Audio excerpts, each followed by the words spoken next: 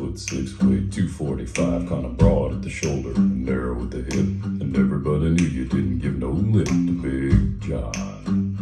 Big John, Big John, Big Bad John. Big John. Well, nobody seemed to know where John called home. He just drifted into town and stayed all alone. Didn't say much, kinda quiet and shy. And if he spoke at all, he just said hi to Big John. Somebody said he came from New Orleans, where he got into a fight over a Cajun queen, and a crashing blow from a huge right hand sent a Louisiana fella to the promised land. Big John.